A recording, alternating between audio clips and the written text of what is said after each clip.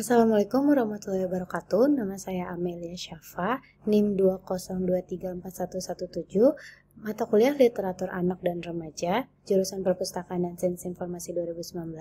Di sini saya akan mereview buku yang berjudul Kisah Seekor Burung Camar dan Kucing yang Mengajarinya Terbang.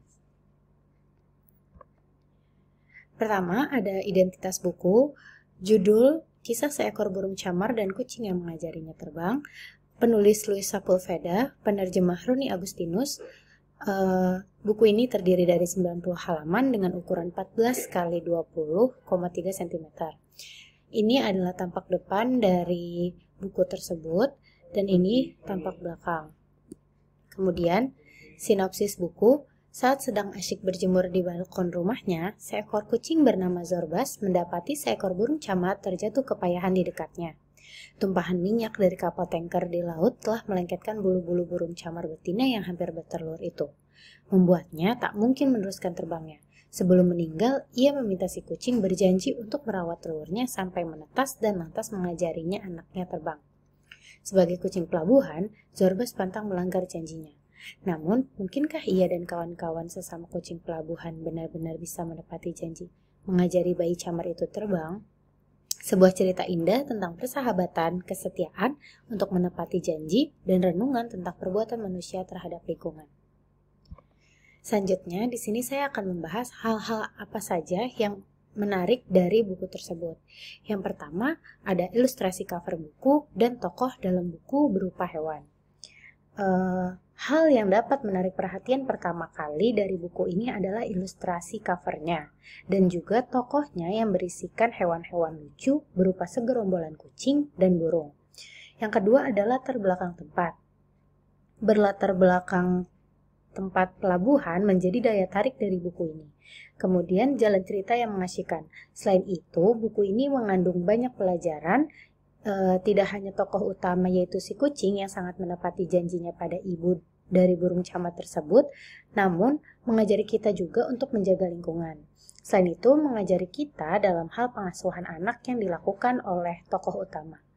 Membahas tentang pemanasan global, polusi, diskriminasi, dan karena isi dari buku ini masih relevan, yaitu membahas tentang permasalahan lingkungan, maka ini juga menjadi daya tarik dari buku ini. Kemudian adanya sebuah perjanjian antara ibu burung camar dengan kucing yang menjadi permasalahan utama membuat buku ini menjadi menarik karena pada umumnya kucing dan burung bermusuhan, namun dalam buku ini kucing dan burung saling terikat oleh janji.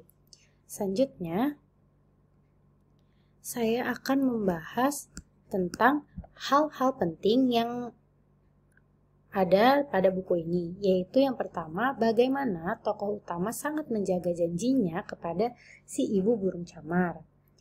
Yang kedua, yaitu dapat mengajari kita dalam hal pengasuhan yang dilakukan oleh si tokoh utama kepada bayi burung camar.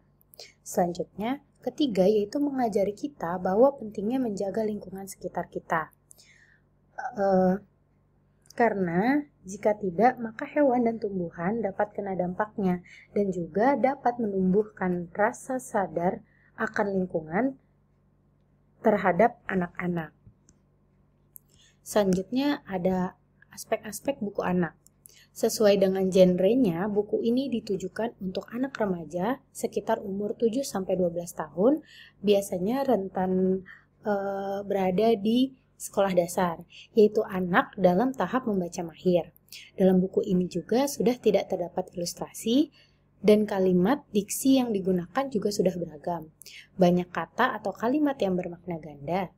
Isu yang dibahas lebih kompleks dan mengarah kepada lingkungan. Banyak terdapat ungkapan-ungkapan yang menggunakan bahasa Latin. Buku ini juga dapat dibacakan oleh orang tua atau orang yang lebih dewasa kepada anak agar anak tidak salah tangkap pesan yang terdapat dalam buku ini.